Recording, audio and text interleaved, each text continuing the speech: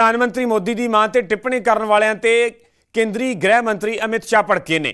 News 18 ते गृह मंत्री अमित शाह के वालों वड्डा बयान दिता गया। उनका कहना है कि प्रधानमंत्री मोदी की मां नूं गालां देण वालियां नूं जवाब देवेगी जनता। अजिही भाषा के नाल लोकतंत्र नूं नुकसान हो रहा है। तां केंद्रीय गृह मंत्री अमित शाह के वालों न्यूज़ 18 ते दरअसल वड्डा बयान दिता गया है।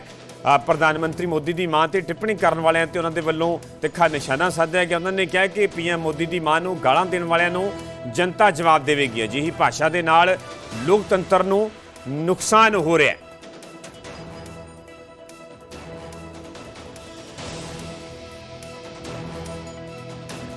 जहां एक तरफ मोदी जी इतने लोकप्रिय नेता हैं, ग्लोबल लीडर्स के संग भी उनका इतना अच्छा तालमेल है, ऑपोजिशन लीडर्स जैसे कि राहुल गांधी, ममता बनर्जी, ये लोग उनको तमाम तरीके से गाली देते रहते हैं, जलील करते रहते हैं।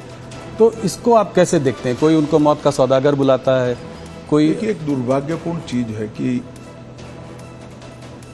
राजनीति सिद्धांतों की जगह व्यक्तिगत बातों पर ले जाने का प्रयास हुआ है। और राजनीति में जिस प्रकार की भाषा का प्रयोग होता है, मैं नहीं मानता वो हमारी डेमोक्रेटिक व्यवस्था को पुष्ट करेगी। लोकतांत्रिक व्यवस्था में स्तर विहीन राजनीति एक दीमक के समान होती है, जो लोकतांत्रिक व्यवस्था की जड़ों को खा जाती है। और मैं तो आपके कार्यक्रम के माध्यम से देश की जनता को यही अपील करना चाहता हूं कि ऐसी भाषा का जो प्रयोग करते हैं, इस प्रकार की राजनीति को जो बल देते हैं, ऐसे लोगों ने जनता ने दंड देना चाहिए। किसी भी व्यक्ति का भ्रष्ट आचरण हो तो वो उसकी व्यक्तिगत बात नहीं बनती है, सार्वजनिक होती है। उसके भ्रष्टाचार को उजागर करना वो विपक्ष का जिम्मेदारी भी है। परंतु चूंकि भ्रष्टाचार नहीं मिलता है, इसलिए स्तर बगैर की बातों को करना, गलत शब्द प्रयोग करना, जो भी आप बता रहे थे, और वहां तक कि मोदी जी की स्वर्गीय माता जी के लिए अपशब्द बोल देना,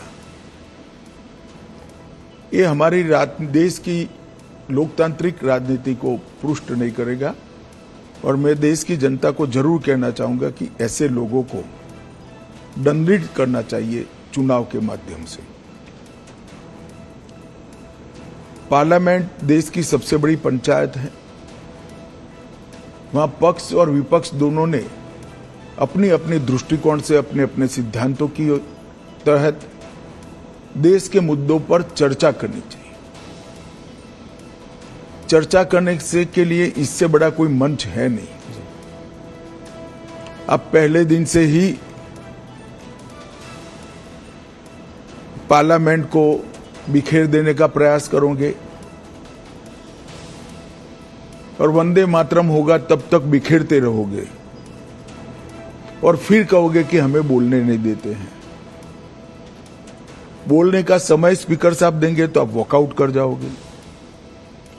बोलने का समय देंगे तो आप राजकीय तंज लगाने में समय जाया कर दोगे। मुद्दों पर बात नहीं करोगे, पार्लियामेंट चलाने के नियमों को नहीं मानोगे, और फिर कहोगे कि हमें बोलने नहीं देते। तो पार्लियामेंट फ्रीस्टाइल तरीके से नहीं चल सकती। पार्लियामेंट चलाने के नियम बने हैं, और उनके परनाना और दादी के समय से बने हुए हैं, राहुल जी के। उस नियमों से ही पार्लियामेंट चल सकती है। और आदर्श सांसद वो ही होता है कि वो जो नियमों के फ्रेमवर्क में अपनी बात को सटीक तरीके से रख पाए। खैर, मेरी ये सब बातों का असर नहीं होने वाला है, मगर मैं देश की जनता को ये कहना चाहता हूं कि मोदी जी ने multi party parliamentary democratic system को पुष्ट करने के लिए हमेशा आग्रह रखा है कि संसदीय शुचिता और पार्लियामेंट्री डिसिप्लिन, ये दोनों का पालन किया जाना चाहिए।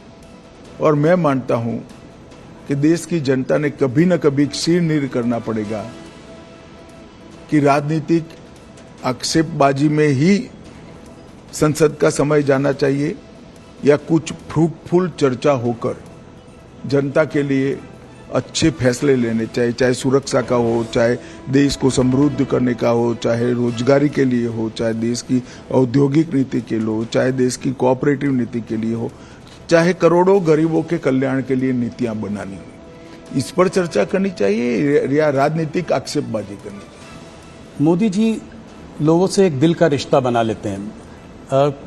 मैंने देखा है कि बड़े बड़े ग्लोबल लीडर्स के साथ भी उनका वन ऑन वन एक रिश्ता है। वो प्रोटोकॉल के बियॉन्ड जाकर एक रिश्ता बनाने की कोशिश करते हैं, चाहे वो ट्रंप हो, चाहे वो नेतन्याहू हो, पुतिन जी हो। तो और अगर दोस्त कभी रूठ भी जाए तो उसको मना भी लेते हैं। तो ये कैसी क्वालिटी है जो? देखिए, कोई भी नेता जब अपने लक्ष्य के लिए और अपने देश के लिए काम करता है तो प्रोटोकॉल नहीं रहते हैं। लक्ष्य को प्राप्त करने के लिए, देश को ऊपर ले जाने के लिए जो कुछ भी करना पड़ता है वो साहसिकता से वो करता है और इसमें कोई बड़ा साइंस नहीं है। जब अपने आप को आप निकाल लोगे, अपने आप के अहंकार को निकाल दोगे तो सब कुछ साहसिक हो जाता है। और ये मैंने देखा है, मैंने छोटे से छोटे कार्यकर्ता से बात करते हुए देखा है, उसको प्रेरित करते हुए देखा है, उसको डांटते हुए भी देखा है और बड़े से बड़े नेता के साथ भी इसी प्रकार का व्यवहार करते हुए भी देखा है। क्योंकि उद्देश्य पार्टी ठीक चले, राज्य ठीक चले, राष्ट्र ठीक चले, वो है। अंतर्राष्ट्रीय संबंधों में भी उन्होंने व्यक्तिगत रिश्ते तो बनाए, मगर वो व्यक्तिगत रिश्ते हमेशा भारत के उपयोग में आए। उनकी अंतर्राष्ट्रीय नेताओं की दोस्ती से मैं सार्वजनिक रूप से कहना नहीं चाहता, मगर ढेर सारी घटनाओं को मैं जानता हूं जिससे भारत को इतना फायदा हुआ है जितना शायद टोटल आजादी के 80 सालों में डिप्लोमेसी से हुआ होगा। कई प्रकार के अद्भुत फैसले हुए हैं जो कभी फॉरेन पॉलिसी के माध्यम से होना असंभव था। उरी, पुलवामा और पहलगाम हमले का जवाब देने का सवाल था, सर्जिकल स्ट्राइक, एयर स्ट्राइक और ऑपरेशन सिंदूर, और उसके बाद में ऑपरेशन महादेव। ये भारतीय जनता पार्टी का कमिटमेंट है कि हमारी सरकारें टेररिज्म के खिलाफ जीरो टॉलरेंस रखती हैं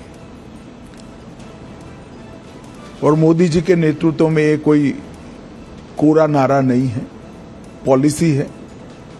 और जब जब भी समय आया हम इस पॉलिसी पर कठोरता के साथ काम करते हुए दिखाई पड़े। पहले भी हमले हुए थे, बड़े बड़े हमले हुए हैं। मुंबई पर हमला हुआ, कई सारे हमले हुए, सीरीज ऑफ शहरों में सीरियल बॉम्ब ब्लास्ट हुए, मगर कभी भी जवाब नहीं दिया गया। हमने बड़ा युद्ध कर कर देश के विकास को रोका भी नहीं है, मगर हर बार कठोर जवाब देकर एक संदेश दे दिया है कि भारत की सीमा और भारत की सेना और भारत की जनता के साथ खिलवाड़ नहीं करते, वरना दंड भुगतना पड़ता है। और ऑपरेशन सिंदूर में जिस तरह से उनकी तंजीमों के हेडक्वार्टर उड़ा दिए गए, पाकिस्तान के क्षेत्र में जाकर, पूरी दुनिया आश्चर्यचकित होकर भारत के ऑपरेशन को देखी और वो नेतृत्व के दृढ़ इच्छा शक्ति के बगैर नहीं हो सकती।